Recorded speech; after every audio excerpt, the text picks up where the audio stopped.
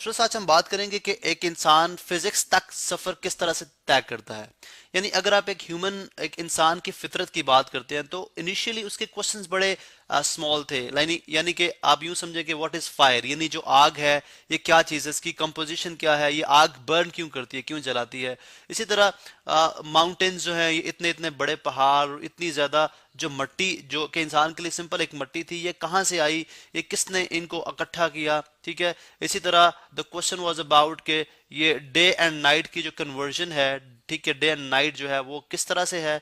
इस तरह से इंसान के क्वेश्चंस ये भी थे कि क्या जो अर्थ जो कि चूंकि उस वक्त कम्युनिकेशन या ट्रैवलिंग का इस तरह का कुछ भी सिलसिला था नहीं था, तो वो ये भी बात करता था क्या ये अर्थ जो है वो ये फ्लैट फॉर्म के अंदर है, यानी अर्थ जो है वो फ्लैट है, या इसकी क्या शेप है, यानी सर्कुलर फॉर्म के अंदर है, सर्कल है, फ्लैट है, स्फीयर है, क्या है।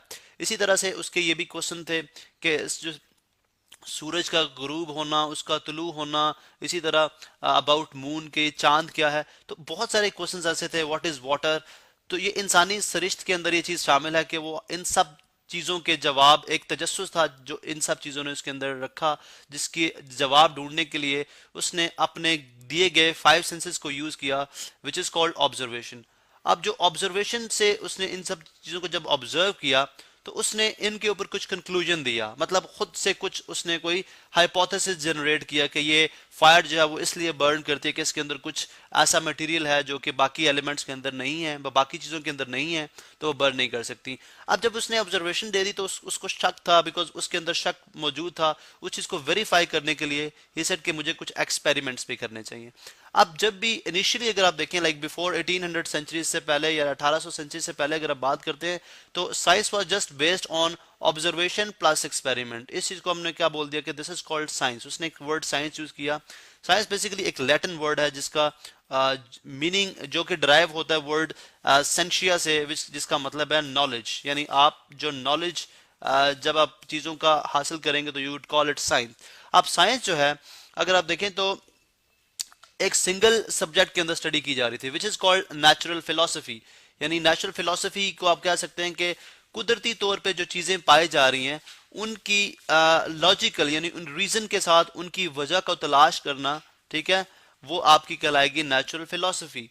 अब नेक्स्ट क्वेश्चन के जब 18 सेंचुरी से आप आगे जाते हैं तो आप साइंस को दो फर्दर ब्रांचेस के अंदर डिवाइड कर देते हैं। आप कहते हैं जी अगर आप देखें तो कुछ आपके पास चीजें हैं जो नॉन लिविंग्स हैं, ठीक है, नॉन लिविंग थिंग्स हैं, ठीक है, नॉन लिविंग थिंग्स हैं, जिसको उसने बोल दिया फिजिकल साइंस, फिजिकल साइंसेज, या जनरली मैं इसको अगर शॉर्ट फॉर्म में बोल दूं तो this is called physical science. और वो चीजें जो आपकी लिविंग थिंग्स हैं, जो कि मूव कर सकती हैं या जो कि ग्रो कर सकती हैं, ठीक है, लिविंग थिंग्स, उसको उसने नेम दे दिया, this is called biological sciences. Living things को हम जनरली एक टर्म के अंदर लिखें तो वो क्या कहलाएंगी, बायोलॉजिकल साइंसेज। अब फिर अगर आप देखें बायोलॉजिकल, मैं स्पेलिंग देख लूं, बायोलॉजिकल साइंसेज, ठीक है। इसी तरह से अगर आप देखें तो नेक्स्ट इससे जो फिजिकल साइंसेज है वो 18 या 19 सेंचुरी में अगर आप बात करते हैं तो ये फर्दर इसकी डिवीजन होती है। स्टार्ट में अगर आप बात करते हैं तो हम यूं कहते हैं जी कि फिजिकल साइंस जो है फिर डिवाइड हो जाती है आपकी दो फर्द या डिफरेंट ब्रांचेस के अंदर, जिसमें आप फिजिक्स की बात करते हैं, ठीक है, जिसमें आप केमिस्ट्री की बात करते हैं, केमिस्ट्री के चीज़ों की केमिस्ट्री क्या है, जिसमें आप बात करते हैं एस्ट्रोनॉमी की बात करते हैं, ठीक है, अबाउट लाइक प्लैनेट्स वगैरह, एस्ट्रोनॉमी की बात करते हैं। इसी तरह आप इसमें बात करेंगे जियोलॉजी की, यानी अबाउट अर्थ, ज़मीन से रिलेटेड। इसी तरह आपकी जो फिजिकल साइंसेज है उनकी डिफरेंट ब्रांचेस आई। अब जब मैंने फिजिक्स की बात की तो फिजिक्स को इंसान इस तरह से डिफाइन किया है कि सिर्फ वो चीज़ें जो कि मैटर हैं या एनर्जी हैं, यानी in in the form of matter और in the form of energy. जब आप एक मैटर की बात करते हैं या आप एनर्जी की बात करते हैं, ठीक है, तो उस केस में हम बात करेंगे जी कि जो भी चीज मैटर है। अब जनरली मैटर क्या था, इंसान इसको डिफाइन कर दिया जी कि हर वो चीज जो कि जगह रखती है और स्पेस जो कि स्पेस लेती है या उसका उसकी कुछ उसके अंदर कुछ क्वांटिटी कंटेन करती है, वो एक किस्म का मैटर है। यानी जब इंसान ने मैटर को देखा तो मैटर तो उसको मुख्तलिफ हालतों में नजर आया। यानी अगर आप देखें तो एक ह्यूमन बॉडी जो है वो भी एक डिफरेंट मैटर से बनी हुई है, ठीक है, ह्यूमन बॉडी एक डिफरेंट मैटर से बनी हुई है। इसी तरह से आपने देखा जी कि जो जितने भी आपके आई मीन टू से कि जो non non living things, human body का जस्ट एक लिविंग थिंग है, लेकिन हम इसकी कंपोजिशन की जब आप बात करते हैं तो ये एक मैटर है, ठीक है, बिकॉज ये जगह भी घेर है और इसका कुछ इसके अंदर कुछ क्वांटिटी भी है। इसी तरह मैटर की जब आप बात करते हैं तो आप कहते हैं जी कि जमीन जो है, अर्थ जो है, इसके अंदर अगर आप देखें तो बहुत सारे मैटर्स हैं। उसने आयरन को देखा, आयरन भी एक डिफरेंट मैटर है, ठीक है। अब जो है उसने कॉपर को देखा, कॉपर एक डिफरेंट मैटर है।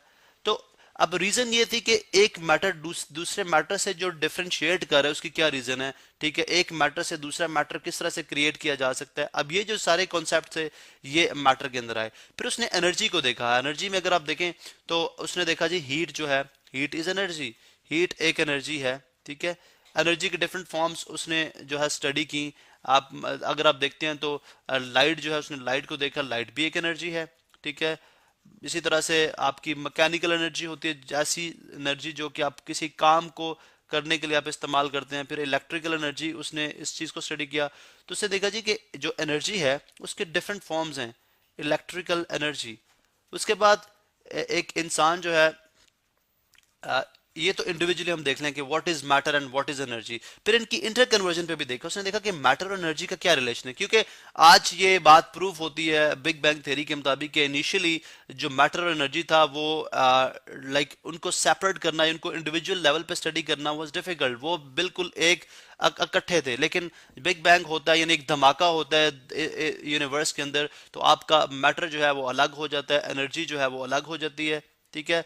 और उस वक्त उसके बाद आपका स्पेस क्रिएट हो जाता है, यानी आपका टाइम स्टार्ट होता है, उसके बाद फिर आपका स्पेस क्रिएट होता है। बिकॉज जब मैटर बिखर जाता है पूरी उस स्पेस के अंदर, तो आप यूँ बात करते हैं जी कि मैटर एंड एनर्जी जो है वो डिफरेंट डिफरेंट हो गया, अलग हो गए, ठीक है। उसके बाद हम नेक्स्ट बात करते हैं जी कि इनकी इंटर कन्वर्जन क्या है, क्योंकि हम यूं बात करते हैं कि अगर ये मैटर और एनर्जी इकट्ठा था तो इसका मतलब ये हुआ कि मैटर को एनर्जी में कन्वर्ट किया जा सकता है, एनर्जी को मैटर में कन्वर्ट किया जा सकता है। ये दोनों इंटर कन्वर्टेबल है, जो कि लेटर ऑन आप देखते हैं कि आजकल की मॉडर्न फिजिक्स के मुताबिक जो आइंस्टाइन की जो फेमस इक्वेशन अक्सर बुक्स के बाहर प्रिंट हुई होती है, E is equal to M C square, जिसमें वो ई एनर्जी की बात करता है, एम फॉर जो है वो मास है, यानी मैटर ही होगा डेफिनेटली, जिस चीज का मास होगा तो हम उसको मैटर ही कहेंगे। C is the speed of light. तो यहां से अगर आप देखें तो एनर्जी इक्वल हो सकती है मैटर के, यानी कन्वर्ट की जा सकती है, अगर उसको सी स्क्वायर से मल्टीप्लाई कर दिया जाए, मैटर को कन्वर्ट किया जा सकता है एनर्जी में। तो अब ये जो इंटर कन्वर्जन का थ्रू आउट प्रोसेस है, यानी अगर हम जस्ट एक एग्जांपल लेते हैं, इन केस फॉर एग्जांपल अगर आप जो इलेक्ट्रिसिटी प्रोड्यूस कर रहे हैं, ठीक है, इलेक्ट्रिसिटी आप जो प्रोड्यूस करते हैं, लेट्स सपोज अगर आप एक डैम की बात करते हैं, ठीक है, तो उसके अंदर आप देखें वाटर आपने जो है एक सर्टेन हाइट तक आपने वाटर है, जिसके नीचे आपने यहाँ पे दरवाजे लेट सपोज रखे, जस्ट एक बेसिक सी इंफॉर्मेशन। अब वाटर जो है वो बेसिकली क्या है, एक मैटर है, बिकॉज वाटर के की क्वांटिटी भी है और वो स्पेस भी ऑक्यूपाई कर रहा है। आप यहाँ पे बहुत बड़े टर्बाइंस यानी मैग्नेट्स लगा देते हैं। अब क्या होता है, अगर आप देखें तो वाटर जब यहाँ से बहुत प्रेशर से निकलता है तो मैग्नेट्स को क्या करता है, मूव करता है। अब मैग्नेट्स को जब वो मूव करता है तो उसके अंदर उन्होंने इस तरह से सिस्टम बनाया कि वायर्स प्लेस हैं जिनके अंदर से इलेक्ट्रिकल एनर्जी प्रोड्यूस होती है। अब अगर आप देखें तो मैटर को आप यहाँ पे यूटिलाइज कर रहे हैं, उसके अंदर जो मैटर के अंदर जो एनर्जी मौजूद है उसको यूटिलाइज करके आप उसे इलेक्ट्रिकल एनर्जी बना रहे हैं। अब देखें ये बेसिकली क्या है, सारी फिजिक्स है, इलेक्ट्रिकल एनर्जी, ये सारी क्या है, फिजिक्स है। उसके बाद आप देखते हैं इलेक्ट्रिकल एनर्जी से हम मुख्तलिफ चीज़ें जो है वो मुख्तलिफ जो है वर्क लेते हैं। फॉर एग्जांपल आपने बल्ब ऑन कर दिया, अब अगर आप देखें बल्ब अगेन मैटर है, तो बल्ब से उस इलेक्ट्रिकल एनर्जी को यूटिलाइज करते हुए आपने जो है वो लाइट भी गेन कर ली। अगर आप बल्ब को थोड़ी देर बाद हीट अप करते हैं, आप हाथ लगाते हैं, तो आप देखते हैं कि वो गर्म हो चुका होता है, यानी वही इलेक्ट्रिकल एनर्जी आप फिर light energy plus heat energy में कन्वर्ट कर रहे होते हैं। तो ये सारी इंटर कन्वर्जन है मैटर की एनर्जी में या एनर्जी की मैटर में या एनर्जी की फिर डिफरेंट फॉर्म्स के अंदर जो इंटर कन्वर्जन है, ये सब जो है वो फिजिक्स के अंदर हम स्टडी करते हैं। तो जनरली हम फिजिक्स को डिफाइन करते हैं जी कि ऐसी ब्रांच जिसके अंदर आप मैटर और एनर्जी और उनके इंटर कन्वर्जन के बारे में स्टडी करते हैं, वो कहलाती है फिजिक्स।